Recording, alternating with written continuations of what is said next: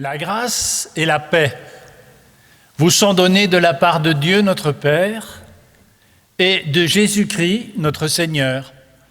Soyez les bienvenus ce matin dans ce temple des eaux vives où nous sommes rassemblés pour le culte dominical et où nous avons ce matin le privilège et la joie de recevoir le petit Léonard qui a amené avec lui ses parents et sa famille pour recevoir le baptême, que chacun et chacune d'entre vous ici se sentent dans sa maison, car c'est la vôtre et chacun doit y trouver sa place.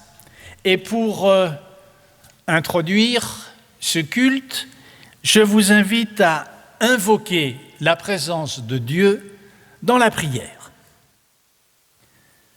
Dieu d'éternité, notre Père en Jésus-Christ, s'il n'y avait pas l'Évangile pour éclairer nos cœurs, nous serions submergés par le fracas et l'obscurité du monde. Béni sois-tu de nous rappeler dans ce rendez-vous du culte que ta lumière a besoin de notre regard, ton appel de notre réponse et ton amour de la simple prière que nous faisons monter vers toi ce matin. Dans ce temple où tu veux que chacun soit chez lui, nous sommes venus retremper nos énergies. Tu nous connais mieux que nous-mêmes, tu sais tout de nos misères et de nos joies. Nous te remettons dans le secret de nos âmes ce qui est trop lourd à porter et nous te présentons notre joie pour ce petit enfant qui va recevoir le signe de ton baptême. Nous voici pour découvrir à nouveau que ta parole est le miroir dans lequel nous pouvons contempler notre véritable visage. Dans ce miroir, chacun peut déchiffrer l'appel que tu lui adresses.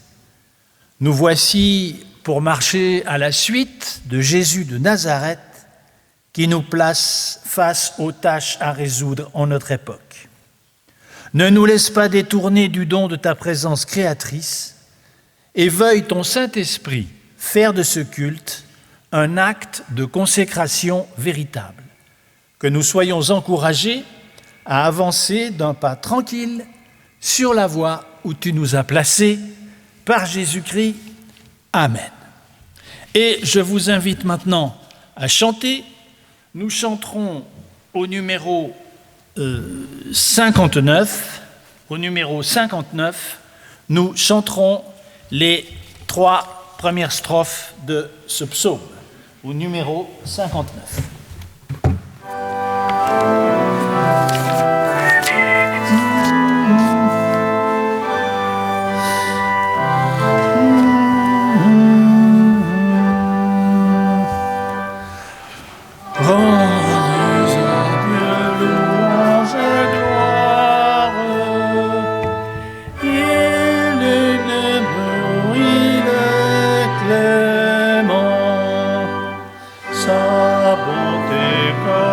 Sa victoire dure perpétuellement, que tout ton corps me accorde à chanter solennellement. Ô Dieu, que ta miséricorde dure perpétuellement.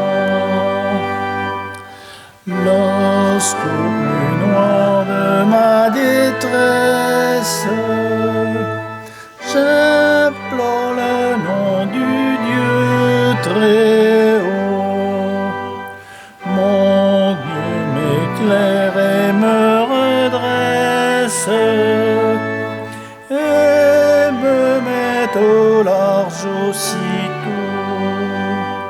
Dieu veille et Dieu s'il m'entend plaindre sera au secours de ma foi. qu'aurais-je à craindre? Que pourrait l'homme contre moi? Vais-je appuyer mon espérance au monde où tout est passager, sur le reflet, sur l'apparence?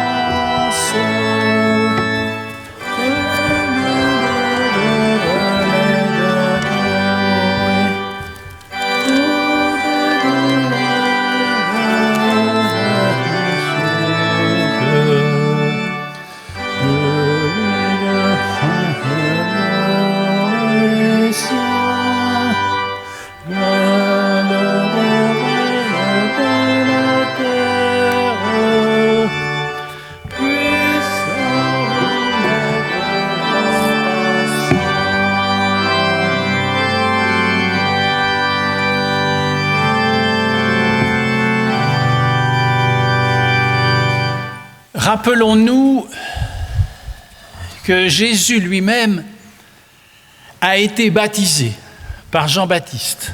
Ce n'est pas lui qui a inventé le baptême, mais il l'a reçu. Et l'évangile de Matthieu nous rappelle cet épisode. Jésus vint de la Galilée au Jourdain vers Jean pour être baptisé par lui. Mais Jean s'y opposait en disant « Mais c'est moi qui ai besoin d'être baptisé par toi, et toi tu viens vers moi. » Jésus lui répondit « Laisse faire maintenant, car il est convenable que nous accomplissions ce qui est juste. » Et Jean ne résista plus. Dès que Jésus eut été baptisé, il sortit de l'eau. Et voici les cieux s'ouvrirent. Il vit l'Esprit de Dieu descendre comme une colombe et venir sur lui. Et une voix se fit entendre, « Celui-ci est mon Fils bien-aimé, en qui j'ai mis toute mon affection. » J'invite les parents, parrains et marraines du petit Léonard de bien vouloir s'approcher avec l'enfant. Quand plus tard, Léonard vous demandera « Pourquoi ai-je été baptisé au nom du Père, du Fils et du Saint-Esprit ?» Vous lui répondrez ceci: baptisé au nom du Père, parce que Dieu t'adopte comme son enfant. Son amour te libère de toute captivité et te relève de toute chute. Baptisé au nom du Fils, le Fils te donne la confiance dans le doute, le courage dans la peur et la force dans la faiblesse. Baptisé au nom du Saint-Esprit, comme l'eau tombant sur le sol fait germer et fleurir la plante, le Saint-Esprit suscite en l'être humain une vie nouvelle, une vie sous les signes de la foi, de l'espérance et de l'attention aux autres. Dieu y engage sa parole, c'est ta vocation, qu'elle soit ta joie et ta paix. J'invite l'assistance à se lever. Léonard, je te baptise au nom du Père, au nom du Fils, au nom du Saint-Esprit. Amen. Le royaume des cieux est pour les enfants, pour les tout-petits, et pour ceux qui le ressentent. Va dans la paix et la force que Dieu donne.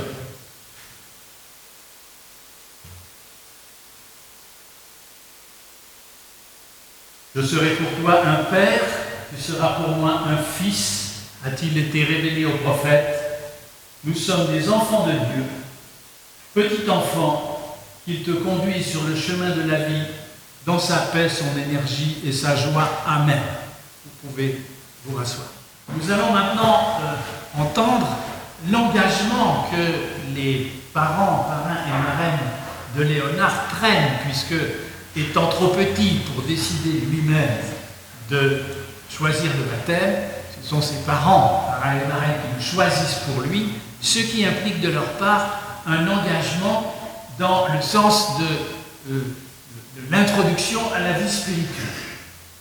Chers parents, parrains et marraines de Léonard, par son baptême, il sera chez lui dans la communauté chrétienne. C'est sa famille spirituelle. Aucune contrainte ne doit le retenir, et si jamais il venait à s'en séparer, sa place restera toujours marquée. Vous l'aimerez, vous le soutiendrez, vous prierez pour lui, vous l'instruirez pour qu'il parvienne lui-même à la foi, pour qu'il puisse répondre un jour en toute liberté à la grâce attestée par son baptême et qu'il puisse prendre part à la vie de l'Église. C'est votre vocation, qu'elle soit votre joie et votre paix. Et maintenant, nous allons entendre quelques mots de la part de la Marie. Cher Léonard, nous aimerions tout d'abord remercier tes parents Diane et Philippe pour cette grande preuve de confiance. Nous tenons quand même à souligner que ce jour correspond forcément à un des jours préférés de l'année pour ta maman, qui est une grande amatrice d'épouvante en tout genre, en grande dame de certains. Nous sommes probablement les parrains-marraines les plus heureux qui soient, car non seulement tu es beau, ce qui nous permet de te complimenter sans mentir, mais en plus tu es un enfant calme, joyeux et facile à aimer. Ta mère nous a notifié jeudi quels étaient réellement nos devoirs et nos responsabilités, prendre soin de toi quelles que soient les circonstances, en espérant tout de même que Dieu travaille de manière proactive et efficace pour que nous évitions toute situation dans laquelle nous nous trouverions être les seules figures à même de te guider dans la foi. Imara étant valaisanne de cœur, tu finirais probablement en Valais, verre de vin dans la main, à chanter à tue-tête les louanges du Saint Constantin. Tu irais tous les dimanches à confesse et grandirais, n'en parlons même pas. Voici en quelques points les lignes directrices de la relation que l'on aimerait avoir avec toi, ou en tout cas celle que l'on peut ouvertement et légalement déclamer devant témoins. Alors nous serons tes confidents, sans une once de jugement ou de critique, et bien sûr sans balancer à tes parents, sauf si ton intégrité physique est en jeu. Nous te soutiendrons dans tous les futurs projets de vie, qu'ils soient bons, moins bons, voire mauvais ou même irréalisables. Nous serons tes conseillers, probablement pas toujours parfaits, sûrement approximatifs, mais toujours de bon cœur. Nous jouerons probablement plus d'une fois les médiateurs. Lorsque ton opinion divergera de celle de tes parents, nous nous rangerons de ton côté. C'est en tout cas avec grand honneur et beaucoup de joie que nous prenons conscience de la responsabilité que ça demande et on espère l'assumer en tout cas avec joie et fierté. Voilà. Et je vous invite maintenant à chanter à nouveau. Nous chanterons au numéro 357, nous chanterons les strophes 1, 2 et 3. Nous chanterons « Grand Dieu, nous te bénissons ».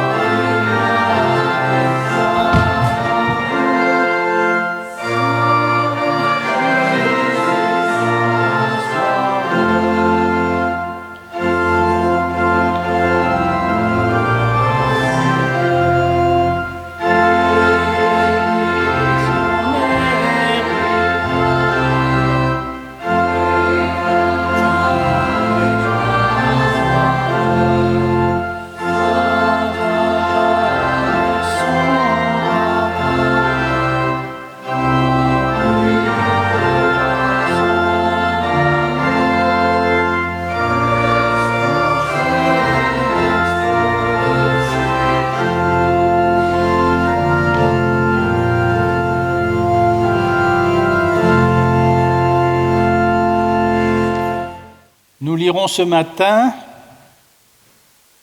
nous lirons dans le livre des psaumes, un psaume très très connu, le plus connu peut-être, sur lequel j'aimerais méditer avec vous. Psaume 23 de David. L'Éternel est mon berger, je ne manquerai de rien. Il me fait reposer dans de verts pâturages. Il me dirige près des eaux tranquilles. Il restaure mon âme et me conduit dans les sentiers de la justice, à cause de son nom. Quand je marcherai dans la vallée de l'ombre et de la mort, je ne craindrai aucun mal, car tu es avec moi. Ta houlette et ton bâton me rassurent.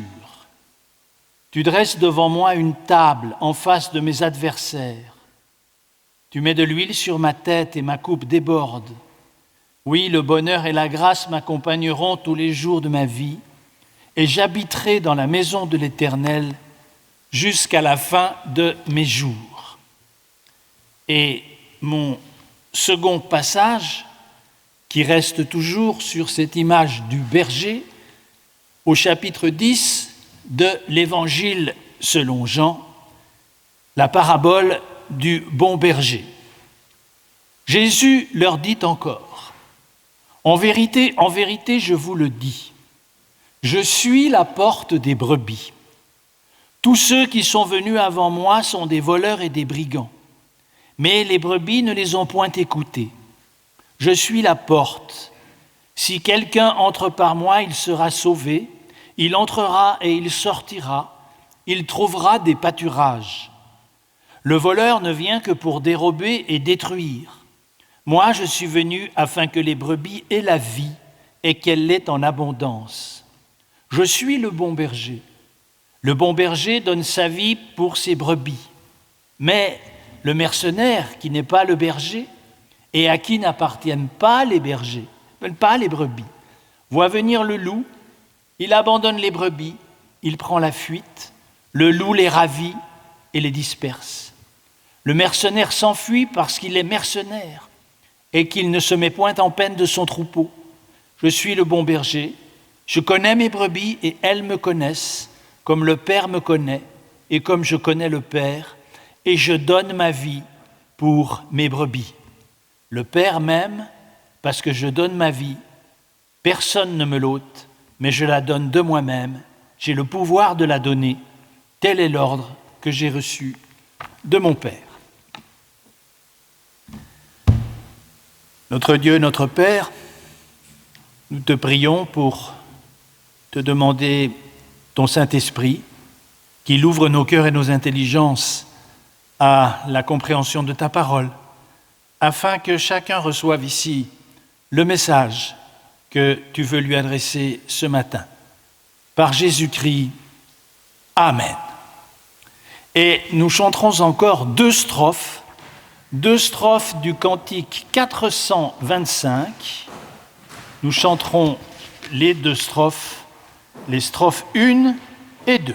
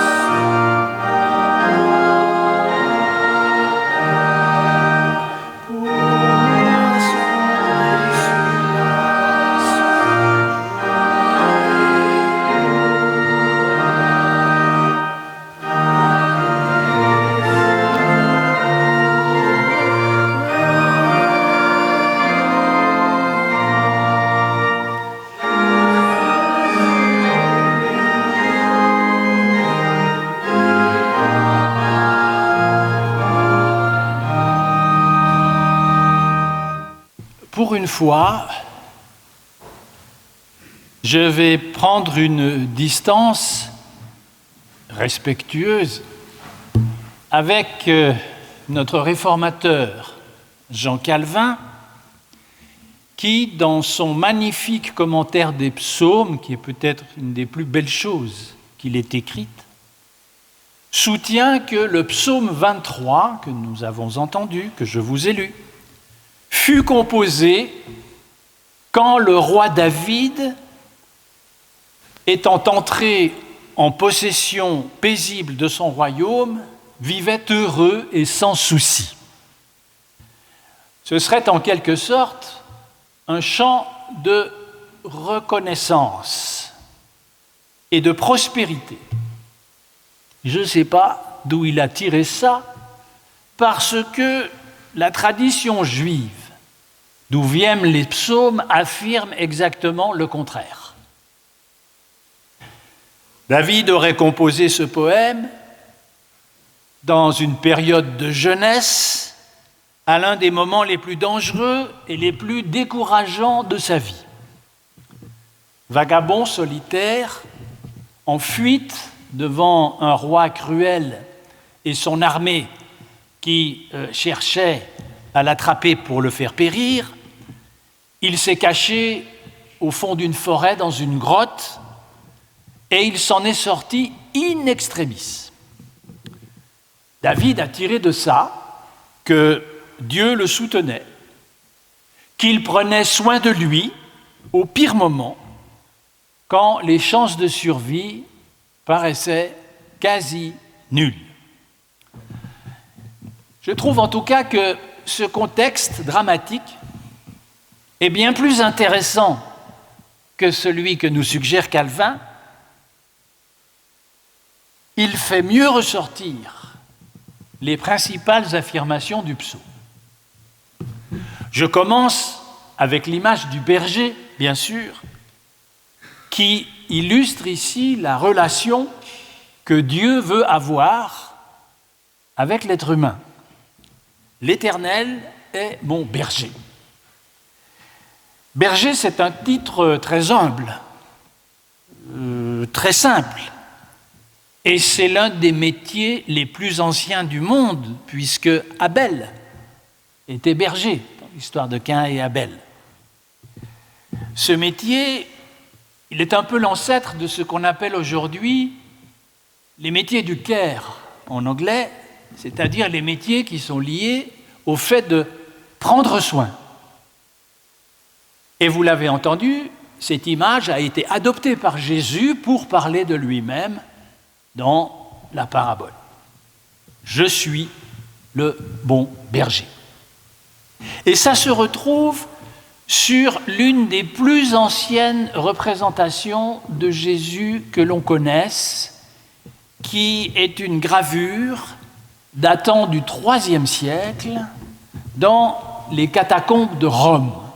Et cette gravure représente un jeune homme portant sur ses épaules une brebis. Dans le psaume, c'est un petit berger, David, qui donne à son grand Dieu le nom de berger. Et nous voilà déjà à l'opposé de l'image d'un Dieu lointain et inquiétant, comme nous réputons faussement l'Ancien Testament, pour découvrir plutôt un Dieu proche, attentif aux êtres humains et qui se soucie d'eux. L'Éternel est mon berger. Même le pronom est important, puisqu'il indique un lien personnel adressé à chacun en particulier. Il est mon berger. L'homme n'est donc pas abandonné à sa solitude dans la nuit du monde. Il fait au contraire l'objet de l'attention d'un autre qui prend soin de lui, et ça, c'est la conviction centrale de David. Et par quoi cela se traduit-il ? Le psaume répond « Il restaure, il nourrit mon âme ». Voilà déjà une expression qui risque de nous dérouter aujourd'hui. Dans l'ambiance contemporaine, l'être humain ne veut plus dépendre que de lui-même. Et tous les courants de pensée à la mode vont dans ce sens-là. On revendique aujourd'hui d'être le seul et unique créateur de soi. Vous savez, on parle beaucoup de construire, de déconstruire, de reconstruire, au gré de son désir. Un professeur faisait remarquer avec humour l'autre jour qu'on était un peu arrivé à la période de l'homme Lego, c'est-à-dire l'homme qu'on peut changer, modifier de la façon qu'on voudrait, et on fait croire aux gens qu'ils pourraient être tout ce qu'ils veulent. C'est probablement le plus grand mensonge qui soit aujourd'hui répandu, mais enfin, c'est l'ambiance du moment. Et voilà que ce psaume nous rappelle une chose très simple, c'est que nous vivons tant que la vie nous est donnée. Nous sommes tant que l'être nous est donné. On a beau faire, on ne décide pas tout, on ne contrôle pas tout. Et l'essentiel, nous le recevons instant après instant. Je dirais battement cardiaque après battement cardiaque, mouvement respiratoire après mouvement respiratoire. Il suffit qu'un de ces mouvements s'arrête et tout cesse. Et il en va de même pour les forces morales, spirituelles devant les difficultés de la vie. Lorsque nous tombons dans le désespoir ou dans l'absurde ou dans le malheur, on prend conscience que notre destinée ne tient qu'à un fil. Et on réalise qu'en réalité, nous dépendons d'autre chose. À ce moment-là, je dirais d'une certaine manière, nous sommes en exil de l'être et il nous faut un berger qui, par sa parole, par son esprit, nous reconduise vers les pâturages de l'être. Alors vous me direz, mais placer ainsi sa confiance en Dieu et en Jésus-Christ, est-ce que automatiquement ça va nous épargner les épreuves? Bon, c'est une question qui est un peu rhétorique parce qu'on connaît déjà la réponse, bien sûr que non. Est-ce qu'on va être immunisé contre le désespoir ou contre l'absurde? Bien sûr que non. Est-ce qu'on va être spécialement protégé? Non plus. Il y a une conception populaire de la providence. Je vous rappelle que la providence est un mot qui ne se trouve pas dans la Bible. Mais enfin, la chose, si l'on veut, s'y trouve. Une conception populaire qui consiste à dire que Dieu a un plan pour chacun d'entre nous. Et cette conception n'est pas fausse, à condition quand même de préciser que, 1, ça ne nous met à l'abri de rien, et que 2, ça ne supprime pas notre liberté. Dieu propose et l'homme dispose. C'est dans ce jeu-là que nous sommes. Et vous l'avez entendu, Jésus parle de loups, de voleurs, de brigands, de mercenaires qui s'en prennent aux brebis. C'est-à-dire que vivre, c'est être exposé. Vivre, c'est être en situation de précarité, mais au sens fondamental. Et d'ailleurs, tout est ainsi. Les plantes, les animaux, les êtres humains sont exposés. La sécheresse détruit les récoltes, les animaux peuvent se faire écraser en traversant la route, les malfaisants surgissent, il y a des malfaisants sur le chemin de la vie, et les coups du sort peuvent nous frapper.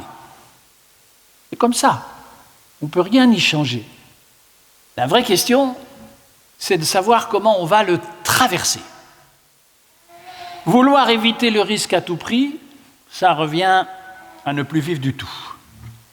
La vie, le risque sont intimement liés. Et d'ailleurs, le psaume le dit, « Quand je marche dans la vallée de l'ombre et de la mort ». Ordinairement, vous le savez, on fait de ce passage célèbre un usage funéraire. On le récite sur les tombes, lors d'un ensevelissement. Et je dirais qu'au cinéma, c'est devenu un cliché incontournable. Vous avez toujours la scène au cimetière où on descend le cercueil et il y a inévitablement un ecclésiastique qui récite le psaume 23. On pourrait multiplier cette scène par 100. C'est vraiment devenu un cliché cinématographique. Et on a tort, parce que le psaume ne parle pas de la vie de l'au-delà, il parle au présent. Quand je marche dans la vallée de l'ombre de la mort, je ne crains rien. C'est dans cette vie présente que ça se passe. C'est dans ta vie présente qu'à un moment donné ou à un autre, tu marches dans la vallée sombre. Et voyez-vous, en ce moment même où je parle, vous écoutez, peut-être que l'un ou l'autre d'entre vous, ou certains parmi ceux que vous connaissez, sont en train d'y marcher dans cette vallée sombre. Tout de suite, David ajoute « Je ne crains aucun mal ». Comment c'est possible ? Comment celui qui est confronté à l'ombre et à la mort peut-il ne craindre aucun mal ? Ça peut paraître étonnant de penser que les êtres qui peuplent cette planète puissent avoir la moindre importance au regard de l'immensité de l'univers qui les entoure. Qu'est-ce que ça changerait à l'univers si nous venions à être effacés ? Qui s'en soucierait ? Eh bien, Dieu s'en souvient et il nous le fait savoir. Les non-protégés que nous sommes, les tout le temps exposés que nous sommes, ne sont pas oubliés par lui. Je connais mes brebis, je les appelle par leur nom, ça c'est le Christ qui le dit. Au moment où je cours le plus grand danger, je suis au centre de son attention. Cela signifie quoi ? Que la force m'est donnée de ne pas être submergé par la crainte, de ne pas m'y noyer, si j'ose dire, de manière à tenir la tête hors de l'eau. Ce qui fait qu'un jour, je finis par sortir de cette vallée. J'en sors. Dieu nourrit mon âme en m'inspirant par sa parole le moyen de surmonter les aléas qui se produisent. Dans l'épreuve, l'aide est donnée à celui qui les demande au berger des brebis. Ça, c'est tout le sens de la prière. C'est la prière elle-même, c'est sa définition. Lorsque nous sommes coincés au fond du trou, lorsque nous sommes dans l'impasse, on peut avoir l'impression qu'il n'y a plus d'options. On est désespéré. Mais le désespoir, même si on peut le comprendre, si on peut l'expliquer, c'est une position fausse. Lorsque le train de la vie passe par la gare du désespoir, il ne faut pas s'arrêter. Il ne faut surtout pas descendre. Parce que le désespoir, ça veut dire que la vie a prononcé son dernier mot sur moi. Elle a fait une croix sur moi. Je suis fichu. Mais la vie ne dit jamais ça. Elle ne déclare jamais personne fichu. On n'est jamais hors jeu du grand jeu de l'existence. Alors comment sortir du désespoir ? Comment sortir de la vallée sombre ? En regardant ce qui est possible. La plupart du temps, c'est un presque rien. C'est un petit signe qu'on reçoit, une rencontre inattendue, un petit quelque chose qui nous fait voir les choses autrement, une modeste activité quelque part, une minuscule opportunité, pourquoi pas. Rien de très formidable, mais au moins déjà, ça ouvre un débat avec soi-même. On se dit, comment dois-je m'y prendre, même si ce n'est pas extraordinaire ? Est-ce que je vais, oui ou non, décider de faire grandir cette minuscule possibilité qui se présente ? Car ne l'oublions pas, l'Évangile insiste constamment là-dessus.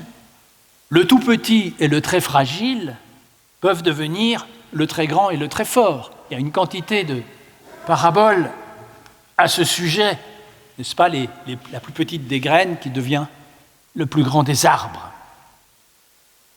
Je peux donc faire grandir cette petite possibilité, lui donner de l'espace et faire en sorte que la vallée qui m'enserre soit de moins en moins étroite et s'éclaircisse. Nous sommes aidés par ces petites étincelles qui se présentent à nous très discrètement sur le chemin de l'existence. Ces petites étincelles, c'est un rappel de la grande lumière. Il faut s'y intéresser, parce que c'est un éclat du divin. C'est des étincelles que le grand berger sème sur notre route. Et c'est de cette façon que nous sommes veillés. C'est de cette façon qu'il se souvient de nous. Il a choisi cette manière d'être présent avec ses créatures, auxquelles il adresse sa parole pour les renouveler intérieurement. Amen.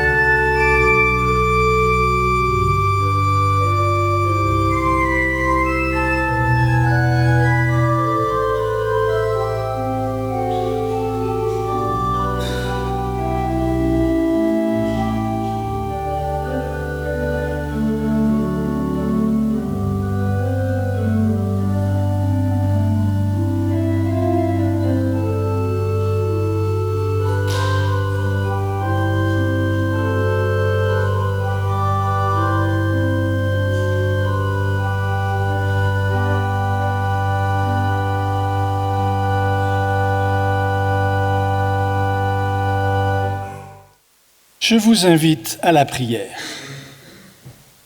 Dieu de Jésus-Christ, notre Dieu et notre Père,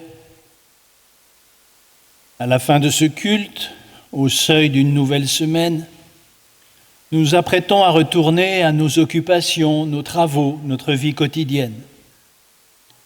À nouveau, tu nous demandes de boire la tendresse et l'amertume de ce monde qui nous entoure, parfois souriant comme une mère, parfois inquiétant comme un visage d'ombre. Donne-nous de prendre appui sur ce fondement qui demeure alors que tout change. Fais par nous entrer un peu de lumière chez ceux que nous aimons, dont nous avons la responsabilité, nos proches, nos amis. Tiens-toi présent auprès des malades, des pauvres, mais aussi des bien portants et des riches, des savants comme des ignorants. étends ta bénédiction en tout lieu, là où les hommes et les femmes souffrent, peinent, œuvrent, parlent, décident, et qui oublient si facilement qu'ils sont veillés par toi, toi qui es notre berger. En toi nous espérons. Amen. J'ai quelques brèves annonces à faire. L'offrande se fait à la sortie du culte. Vous pourrez aussi trouver à la sortie du culte le texte de la prédication que j'ai prononcée, si vous souhaitez y revenir ou si peut-être certains d'entre vous n'ont pas très bien entendu. Et je vous rappelle également, écoutez, je ne sais plus. Je devais vous dire une troisième chose et elle m'a échappé. Voilà, ça doit être l'émotion, excusez-moi. Mais ce n'est pas très grave. C'est pas très grave. Voilà. Je vous invite à vous lever pour chanter après le chant. Merci de bien vouloir rester debout pour recevoir la bénédiction. Nous chantons au numéro 145.